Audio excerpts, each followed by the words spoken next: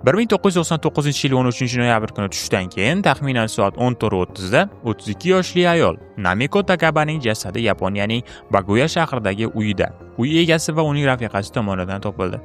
Namikoning oyoqlari yo'lakda, tanasi esa yashash xonasida yotardi. Uning bo'yni chuqur kesilgan edi va ba'zi manbalarga ko'ra deyarli tanasidan uzilib ketgan. Koridor va qo'shimcha yo'laklarda qon izlari ko'rinardi. Qon tomchilari uyning kirish eshigi yaqinida to'plangan edi. Uy egasi va uning rafiqasi ko'rgan manzaralardan dahshatga tushib, darhol politsiyaga qo'ng'iroq qilishdi. Tez tibbiy yordam xodimlari voqea joyiga yetib kelib, Namikoning voqea joyida vafot etganini e'lon qilishdi. Shundan so'ng ular uning eri Saturo bilan bog'lanib, ayanchli xabarni yetkazishdi. Ammo hech qanday ovutish uni bu narsaga tayyorlay olmasdi. Bugun maslaga 20 yildan ortiq vaqt davomida yapon tergovchilarini bosh berkochaga tiqib qo'ygan va mana shu yillar davomida ayolning qotilini topish uchun uyini qanday holatda bo'lsa shunday saqlab, ijara pulini oyma-oy to'lagan er haqida gapiraman. Videoni oxirigacha ko'rganlar uchun esa yaxshi yangiligim bor. Demak, menga kanalga yoqinchi koinotda bu videoni ko'rishga hech kim xalaqit bermaydi.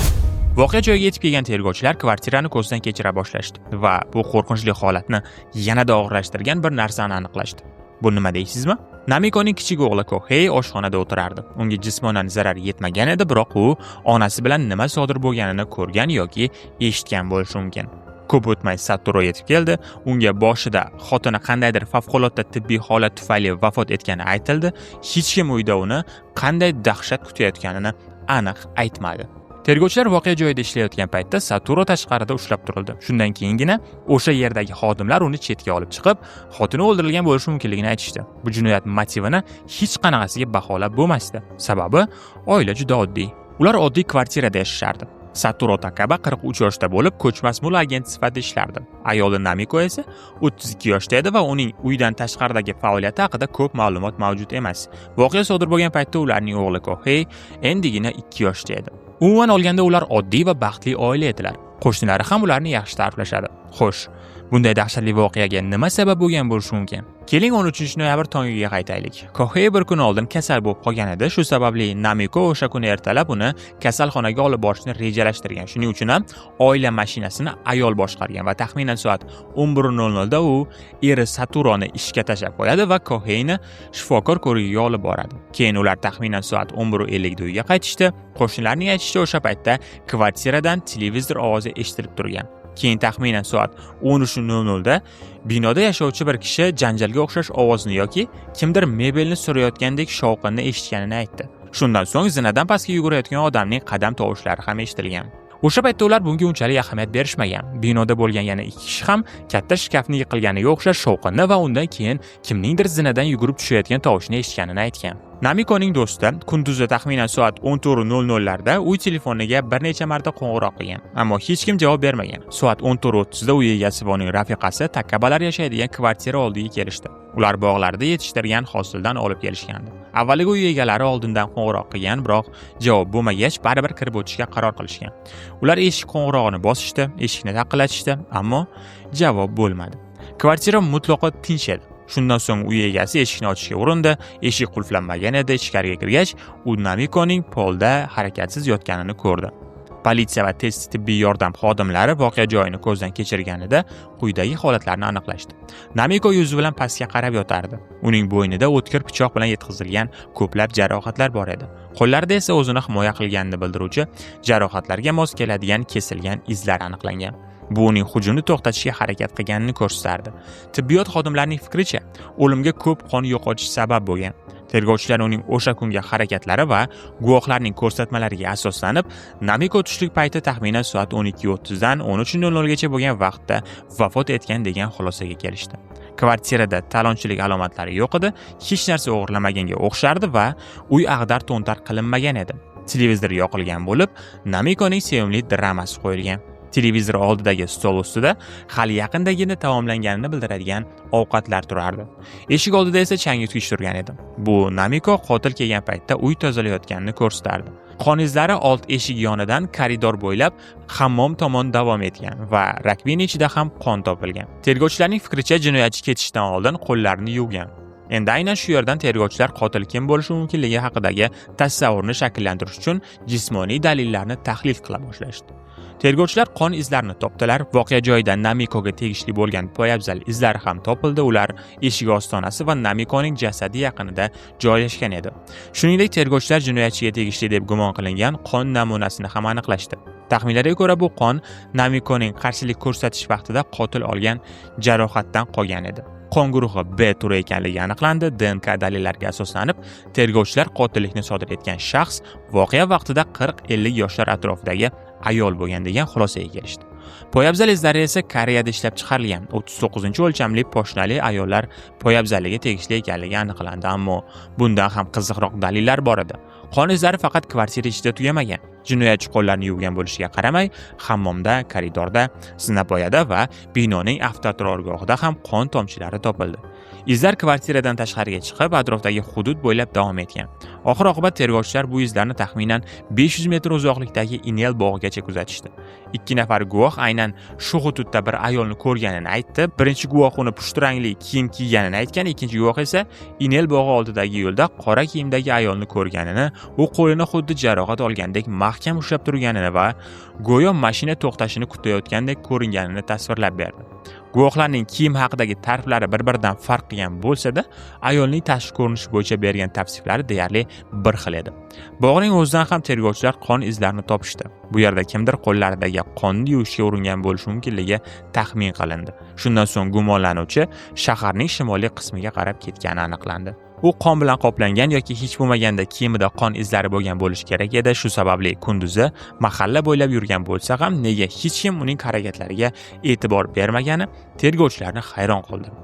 Kvartiraga qaytgan tergovchilar yana bir kutilmagan dalilni topishdi.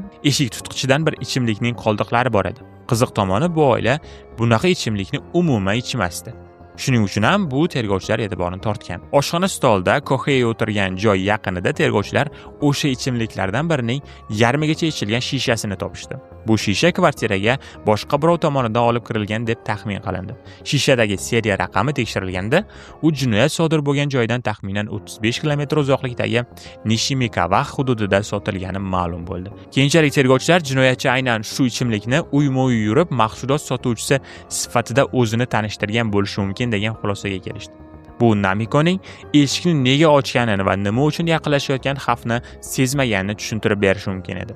Xo'sh, tergovchilar qo'lida DNK dalillari, poyabzal izlari, guvohlarning ko'rsatmalari, ma'lum bir hududda sotilgan ichimlik va voqealarning aniq vaqt ketma-ketligi bo'la turib, nega qotilni ushlay olmadi? Bunga boshdanoq bir nechta omillar sabab bo'lgan. Qotillik sodir bo'lgan kechada politsiya iz qidiruvchi itlardan foydalanishni vaqtincha to'xtatdi. Bunga sabab ommaviy axborot vositalarining ishni qo'rqinchli tarzda yoritishi va hatto marhumaning oilasi, jumladan 2 yoshli Koheyga ham har xil jiddiy savollar berishga uringanlari edi. O'sha oqshom kuchli yomg'ir yog'ib, bog'dagi qon izlari yuvilib ketdi. Natijada jinoyatchining eng muhim jismoniy izlaridan biri yo'qoldi. Politsiya tergovga 100 mingdan ortiq xodimni jalb qildi va 5000 ga yaqin odamni so'roq qildi. Shunga qaramay, ular birorta ham gumonlanuvchini aniqlay olishmadi. Aniq javoblar bo'lmagani sababli yillar davomida bu jinoyatni kim va nima uchun sodir etgani haqida turli nazariyalar paydo bo'ldi. Eng ko'p muhokama qilingan taxminlardan biri shuki, qotil noto'g'ri kvartiraga kirib, Namikoni xato qilib o'ldirgan bo'lishi mumkin edi.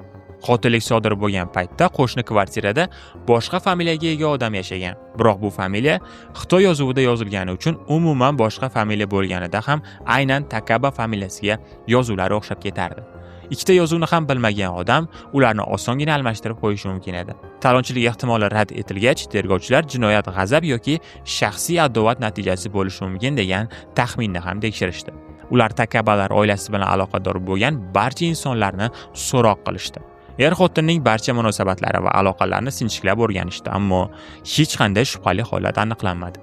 Ularni tanigan har bir inson ular haqida faqat ijobiy fikr bildirgan. Hatto tergovchilardan biri Saturo va Namikochalik maqtalgan odamlarni eshitmaganmiz degan. Shu sababli ma'lum vaqtdan so'ng tergovchilar g'azab yoki shaxsiy adovat nazariyasidan ham voz kechishdi va jinoyatning asl motivi noma'lumligicha qoldi. Qotillikdan so'ng Saturo va Kohey shaharning boshqa qismiga, Saturoning ota-onasi yashaydigan uyga ko'chib o'tishdi. Bunday dahshatli voqeadan keyin ko'chib ketish tabiiy hol edi. Ammo Saturo ko'pchilik qila olmaydigan ishni qildi. U Namiko o'ldirilgan kvartirani ijarada saqlashda davom etdi. U jinoyat sodir bo'lgan joyni deyarli o'zgartirmaslikka qaror qildi. Uning umidi shundan iborat ediki, ehtimol bir kun kelib aynan shu joydagi biror dalil xotinining qotilini topishga yordam berar. Bu qaror unga juda qimmatga tushdi.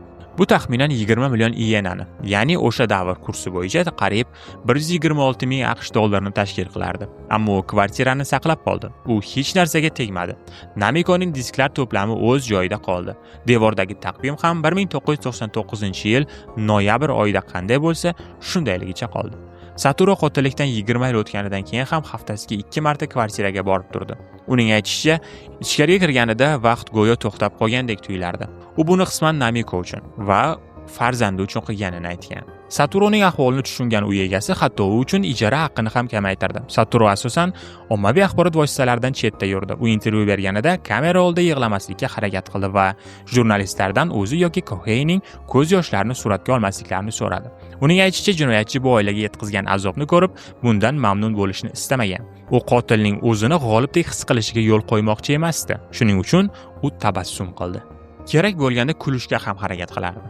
U o'zini omma oldida tetik tutdi va bor kuchini boshqa ishlarga sarfladi. Keyinchalik Satoru Svorona Kai nomli tashkilotning vakil kotibi bo'ldi. Bu tashkilot qotillik qurbonlari oilalarini, ayniqsa ochilmagan jinoyatlar qurbonlarining yaqinlarini qo'llab-quvvatlash bilan shug'ullanar edi. U Svorona Kaining boshqa a'zolari bilan birgalikda Yaponiyada qotillik jinoyatlari bo'yicha da'vo muddatini bekor qilish uchun kurashdi. Satoru vaqt bilan kurashayotgan edi.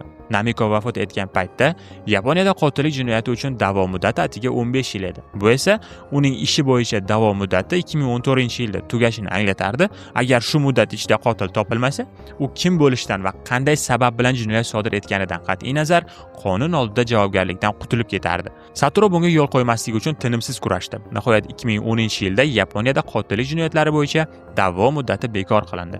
2020-yil 5-fevral kuni Ibaraki prefekturasi politsiyasi jinoyatchining qo'lga olinishi uchun yordam beradigan har qanday ma'lumot uchun 3 million iyena mukofot e'lon qildi. Bu taxminan 18-20 ming dollar atrofida bo'ladi. Shunga qaramay guvohlarning ko'rsatmalari, ashyoviy dalillar va 20 yildan ortiq davom etgan tergovga qaramasdan ish ochilmay qoldi.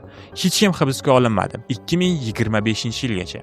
Yillar davomida politsiya bir nechta shaxslarni tekshirdi, biroq ularning hammasi ham tergov bilan to'liq hamkorlik qilishga tayyor emasdi. Ulardan biri Kumiko Yasufu ismli ayol. U mahalliy supermarketda yarim kunlik xodim bo'lib ishlagan va Satoru bilan bir maktabda o'qigan. Ko'p yillar davomida u bu ishga aloqasi borligini rad etdi. Shu bilan birga u tergovchilarga DNK namunasini berishdan ham bosh tortdi. Ammo 2025-yil 30-oktyabr kuni hammasi o'zgardi. Kumiko vokzalda ogohlantiruvchi plakatlar tarqatayotgan politsiyachilar oldiga borib, tergovga yordam berish uchun DNK namunasini topshirishga tayyorligini aytdi. Natijalar esa mos keldi. Voqea joyida topilgan qon aynan unga tegishli edi. 25 yildan ortiq vaqt o'tgach, tergovchilar nihoyat qotilni topishdi. Kumiko qilgan ishini tan oldi va tergovchilarga qotillik sodir bo'lgan kundan beri doimiy xavotirda yashaganini, ayniqsa har yili voqea kuniga yaqinlashganda bu hissiyot yanada kuchayishini aytdi. U odatdagidek yashay olmaganini, tinch ovqat yeya olmagani va normal hayot kechira olmaganini ham aytib berdi. Xo'sh, nega u Namikoni o'ldirdi? Javob bir uchrashuvga borib taqaladi. 1999-yil iyun oyida, qotillikdan bir necha oy oldin, maktab bitiruvchilari uchrashuvi bo'lib o'tdi. Kumiko ham unda ishtirok etdi. U jim va tortinchoq inson sifatida tanilgan edi, ammo u maktabda Satoru bilan bir sport klubida shug'ullangan va uni taniganlarning aytishicha, unga nisbatan his-tuyg'ulari bo'lgan. Uchrashuv davomida hamma o'z hayoti haqida gapirib berdi. Navbat Satoruga kelganida, u oilasi haqida so'zladi. U o'zidan 11 yosh kichik ayolga uylanganini va undan 2 farzand ko'rganini aytdi. Shuningdek, bu nikoh ajralish bilan yakunlanganini, keyinchalik esa Namiko ismli ayolga uylanganini va undan Kohei ismli o'g'li borligini aytdi. U yana birinchi turmushdan bo'lgan katta qizi bundan 10 yil oldin vafot etganini ham aytib o'tdi. Keyinchalik Kumiko tergovchilarga Namikoni o'ldirishining asosiy sababi Satoru yolg'iz farzand tarbiyalash qanday bo'lishini tushunishni xohlagani ekanini aytdi. Qanchalik ahmoqona sababi? Ha, u boshqa tashlab ketilgan ayolga rahmi kelgan, lekin buning uchun yana bir bolani onasiz qoldirish. Satoruning o'sha uchrashuvdagi gaplari, ayniqsa birinchi qizining vafoti haqida aytganlari, Kamikoda u otalik mas'uliyati yetarlicha jiddiy qabul qilmayapti degan taassurot uyg'otgan. yoki bunga yana boshqa his-tuyg'ular ham aralashgan bo'lishi mumkin. Ya'ni o'zi chalkash gapirgan, aslida esa o'zi Saturoni yoqtirib qolgan. U bu fikrni to'liq tushuntirib bermaganligi sababli uning asl motivi biroz noaniq bo'lib qolmoqda. Ammo aynan shu uning maqsadi bo'lgan. Kamikoning Namikoga nisbatan shaxsiy adovati yo'q edi, aslida u Namikoni o'ldirgan kungacha uni hech qachon uchratmagan edi. Namiko shunchaki javobsiz muhabbatning qurboniga aylangan bo'lishi mumkin edi. Kumiko Namikoni qayerdan topishni qanday bilgani haqida esa bir nazariya mavjud. Unga ko'ra Kumiko uchrashuvdan so'ng Saturoning ortidan ergashib, uning qayerda yashashini bilib olgan. Biroq bu hech qachon rasman tasdiqlanmagan. Kvartiraga shubha uyg'otmasdan kirish uchun o'zini ichimlik sotuvchisi sifatida ko'rsatgani esa bu jinoyat oldindan puxta rejalashtirilganini ko'rsatadi. Kvartirada topilgan ichimlik jinoyat sodir bo'lgan joydan 35 kilometr uzoqlikdagi Nishimikawa hududida sotib olingani ham uning hamma narsani oldindan o'ylab chiqqanini ko'rsatadi. Xo'sh, Kumikoga nima bo'ldi? Hozirda ish sudda davom etmoqda. Sud majlislari va yakuniy hukm hali aytilmagan. U o'zining asl motivini batafsilroq tushuntiradimi yoki voqeaning boshqa tafsilotlarini ochib beradimi, uni vaqt ko'rsatadi. Kumiko hibsga olinganidan so'ng Saturodan u haqda so'rashganida u nega bunday qilganini hali ham tushuna olmasligini aytdi. U Kumikoni mehribon inson sifatida eslashini va uning bu ishni qilganiga ishonishi qiyinligini aytdi. Bu voqeadan so'ng e'tiborga molik jihatlardan biri sevgining kuchidir. Saturo xotini shunchalar qattiq sevardiki, qotil topilmaguncha taslim bo'lmadi. U dalillarni saqlab qolish va Namikoning xotirasini asrash uchun kvartirani 26 yil davomida ijarada ushlab turdi. Qotillik sodir bo'lganiga qancha vaqt bo'lgan bo'lsa ham, u haftasiga 2 marta o'sha kvartiraga borishda davom etdi. Shuningdek, u Yaponiyada qotillik jinoyatlari bo'yicha da'vo muddatini bekor qilish uchun kurashdi va qotillik qurbonlari oilalarini qo'llab-quvvatladi. Namiko vafot etishdan oldin Saturoga uning hayotidagi eng baxtli inson ekanini aytgan edi. Ular yangi joyga ko'chishga kelishgan va ikkinchi farzandli bo'lishni rejalashtirishayotgan edi. Ammo bu kelajak ulardan tortib olindi. Shunga qaramay, Saturo umrining oxirigacha sevgisi va sadoqatini namoyon etdi. Namikoning vafotidan 26 yil o'tib, Kumiko hibsga olinganidan so'ng Saturo shunday dedi: "Shuncha yil harakat qildim. Menimcha endi Namiko meni kechiradi." Ha, u shuncha yillar mobaynida o'zini aybdor his qilib yashagan. Ko'pchilik mendan so'ragan narsa bu VIP kanalni qachon ochasiz? Hamma sizlarning talablaringga binoan VIP kanalni ochdim va keyingi oydan faoliyat yuritishni boshlaydi. Agarda hozirdan 18, 19, 20 iyul kunlari obuna bo'lsangiz, obuna narxi 9900 so'm. 21 iyuldan boshlab oy oxirigacha esa 14900 so'm. Keyingi oydan boshlab narxlar o'zgaradi. Shuning uchun kommentariyadagi havola orqali o'tib hozirroq yozing va VIP kanalga qo'shilib oling. Xullas shunaqa gaplar. Menimcha video sizlarga yoqdi. Agar yoqqan bo'lsa, shunchaki kommentariyada Mr. M deb yozib keting. Bu menga katta motivatsiya bo'ladi. Sizlarni yaxshi ko'raman, o'zingizni ehtiyot qilinglar. Hozircha xayr.